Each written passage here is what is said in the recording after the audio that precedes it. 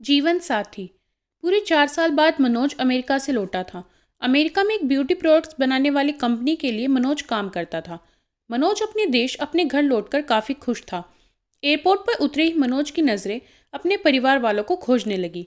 जल्द ही उसे अपने माँ बाप, भाई, भाभी, बड़ी बहन और खुद की 3 साल की बच्ची भी एयरपोर्ट पर खड़े नजर आई।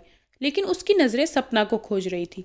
वो सोचने लगा, ये सपना मुझे मिलने आई क्यों नहीं, और ऊपर से उसने हमारी छोटी सी बच्ची को भी यहाँ भेज दिया। मनोज एयरपोर्ट पर सबसे हंसी खुशी मिला। फिर उसने सपना के बारे में पूछा तो उसकी दीदी बोल पड़ी, भाई वो घर पर ही है, तुम्हारे लिए खाना तैयार कर रही है। वह तो आज ही तुम्हारे आने की खुशी में काम करने लगी है, वरना वो कोई काम करती कहाँ है। मनोज ने अपनी बेटी को प्यार से उठा लिया, लेकिन उसकी बेटी उसे देखकर रोने लगी। लाओ, मुझे दो बच्ची को, वह तुम्हें काफ़ी दिनों बाद देख रही है ना, इसलिए पहचान नहीं पा रही होगी। कहते हुए दीदी ने बच्ची को अपने पास ले लिया। सभी टैक्सी में बैठकर अपने घर की तरफ रवाना हुए। मनोज अपने परिवार से मिलकर खुश था, लेकिन ये बात कि सपना उसे एयरपोर्ट पर मिलने नहीं आई उसे काफ़ी परेशान कर रही थी। वो सोचने लगा, क्या खाना बनाना इतना ज़्यादा ज़रूरी था, मुझसे मिलने से भी ज़्यादा, और वो भी तब जब मैं 4 साल बाद वापस आया हूँ। इन्हीं ख्यालों में घर तक का आधा रास्ता बीत गया। अब उसकी बच्ची उसे देखकर रो नहीं रही थी, इसलिए मनोज उसके साथ खेलने लगा। बाकी का आधा रास्ता भी खत्म हुआ और सब घर पहुंच गए। गाड़ी की आवाज़ सुन सपना बालकनी में आकर खड़ी हो गई और मनोज की तरफ देखने लगी। मनोज भी जैसे ही गाड़ी से उतरा, उसने पहले दरवाजे की तरफ और बाद में बालकनी की तरफ नजरें घुमाई, जैसे वह सुबह कोई देखना चाहता हो। मनोज से नजरें मिलते ही सपना के चेहरे पर मुस्कान झलक पड़ी। मनोज भी उसे देखकर हल्के से मुस्कुरा दिया। सभी घर के अंदर गए। सपना सबके लिए पानी लेकर आई और सभी को पानी देने के बाद फिर से किचन में चली गई चाय बनाने के लिए। थोड़ी देर तक सभी परिवार वालों से बातें करने के बाद मनोज सपना को बुलाने लगा। माँ ने उसे बीच में टोकते हुए कहा, रहने दो उसे किचन में, थोड़ा काम कर लेने दो, बाद में अपने आप आ जाएगी। तुम बैठो यहाँ मेरे पास, वैसे भी कहाँ ज़्यादा काम करती है वह।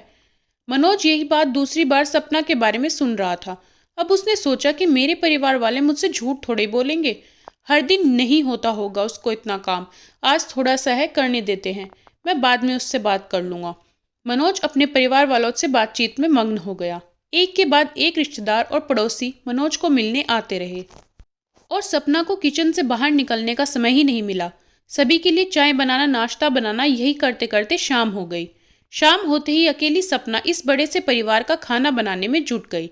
2 घंटे बाद सभी परिवार वाले खाना खाने के लिए डाइनिंग टेबल पर बैठे थे, सिवा सपना के। मनोज चाहता था कि सपना भी उसके साथ बैठकर खाना खाए, लेकिन फिर माँ ने कहा अगर वह भी खाना खाने बैठ जाएगी तो सबको परोसेगा कौन। सभी के खाना खाने के बाद सपना ने अकेले खाना खाया। रात को सोने के वक्त मनोज और सपना अच्छे से मिल पाए। मनोज सपना के साथ काफ़ी बातें करना चाहता था, लेकिन वह उसके चेहरे पर थकान और नींद अच्छे से देख सकता, इसलिए उसने सपना को परेशान ना करने का फैसला किया और उसे सोने दिया। सपना सोने ही वाली थी कि उसकी छोटी बच्ची रोने लगी, तो सपना तुरंत उठकर उसे दूध पिलाने के लिए चली गई। मनोज कब सो गया उसे पता ही नहीं चला। जब सुबह बच्ची की रोने की आवाज़ आने लगी तो मनोज उठा और सपना को पुकारने लगा। जब सपना पास नहीं दिखी तो उसने बच्ची को चुप कराया और फिर से सुला दिया। मनोज बाद में सपना को देखने लगा तो सपना उसे फिर से किचन में मिली, जो सुबह सुबह ही जल्दी उठकर घर वालों के चाय नाश्ते की तैयारी में लग गई थी। अब मनोज सोचने लगा, माँ और दीदी तो कहती थी कि सपना ज़्यादा काम नहीं करती, लेकिन जो मैं देख रहा हूँ वो तो कुछ और ही है। मनोज अब सब समझ गया था, पर वो अपनी माँ को ऐसे नहीं बोल सकता था कि सपना से ज़्यादा काम ना कराया करो, इसलिए अब उसने खुद ही सपना की मदद करना शुरू कर दिया था। मनोज के हाथ बटाने से सपना को थोड़ा अच्छा लगने लगा था।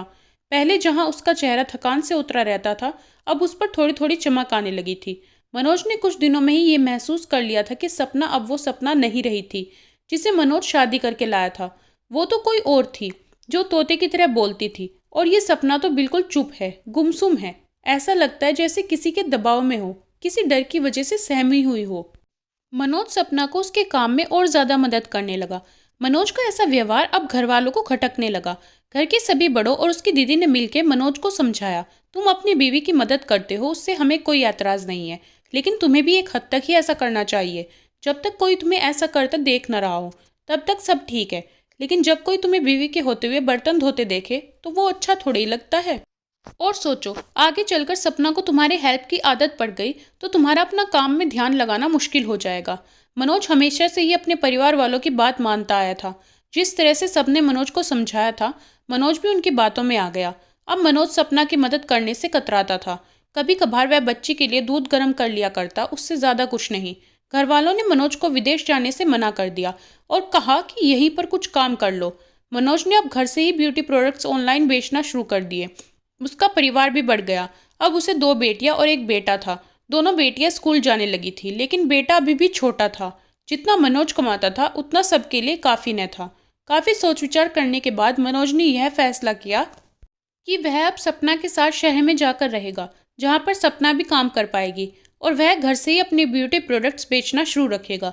इस तरह से वे अपने पैसों की तंगी को पूरा करेंगे। परिवार वालों ने मनोज को इजाज़त दे दी। मनोज चाहता था कि माँ भी उसके साथ रहे, लेकिन माँ को शहर में आना मंजूर न था। माँ बड़े भाई के साथ रहने लगी। शहर में अब सपना नौकरी करती और मनोज घर से ही ऑनलाइन अपने प्रोडक्ट बेचता। कई साल ऐसे ही बीत गए। सपना घर का काम और बाद में बाहर का काम करके पहले से भी ज़्यादा थकी थकी रहने लगी। परिवार वालों की मनोज के दिमाग में डाली बातें अभी भी उस पर असर करती थी। वह यहाँ पर भी सपना का हाथ ना बटाया करता। मनोज अब दिन रात अपने प्रोडक्ट बेचने में ही मशरूफ़ रहता। कभी कभी सपना उससे कहती कि मुझे अच्छा नहीं महसूस हो रहा है, मुझे डॉक्टर के पास ले चलो। वो हाँ कह देता, लेकिन अपने काम में इतना खो जाता कि कभी उसको डॉक्टर के पास ले ही नहीं जाता। सपना तो बीमार थी, लेकिन एक बार मनोज बहुत ज़्यादा बीमार हो गया। इतना बीमार हो गया कि उसे अस्पताल में भर्ती करवाना पड़ा। अस्पताल में मनोज के पास सिर्फ सपना थी और कोई नहीं। इतना बीमार होने के बाद भी उसके परिवार वाले सिर्फ उससे मिलकर वापस अपने घर चले गए थे। उसका सहारा बनने के लिए, उसकी तकलीफ बांटने के लिए कोई भी उसके साथ नहीं था। बिस्तर पर पड़े और शारीरिक तकलीफ से गुजर रहे मनोज को अपनों का ऐसा व्यवहार बहुत तकलीफ दे रहा था। फिर वह सोचता कि उसने भी तो सपना के साथ जिंदगी भर यही किया है। क्या वो सपना का जीवन साथी सिर्फ नाम नाम का ही था? जब साथ देने की बारी आती थी तो उसने दूसरों के बहकावे में आकर उससे किनारा कर लिया था। यहाँ तक कि सपना के खुद अपने मुंह से कहने के बाद भी उसकी तकलीफ को वो नज़रअंदाज करता आया था। मनोज को अब अपना दर्द सपना के दर्द के आगे मामूली सा लगने लगा। उसके दर्द को न बांटकर उसने बहुत बड़ा गुनाह किया हो, ऐसा उसे लगने लगा। पश्चाताप के आंसू मनोज की आंखों से बहने लगे। उसने अपनी सारी गलतियां और गुनाहों के लिए सपना से माफ़ी मांगी। दोस्तों, जीवन साथी का मतलब होता है जीवन के हर उतार चढ़ाव में, जीवन के हर मोड़ में जो साथ दे। साथ होने और साथ देने में उतना ही फर्क होता है जितना सिर्फ वादा करने में और सचमुच वादा निभाने में होता है। दोस्तों, कहानी कैसी लगी कमेंट करके ज़रूर बताएं। अगर कहानी पसंद आए तो वीडियो को लाइक शेयर करें और चैनल को सब्सक्राइब ज़रूर करें। धन्यवाद।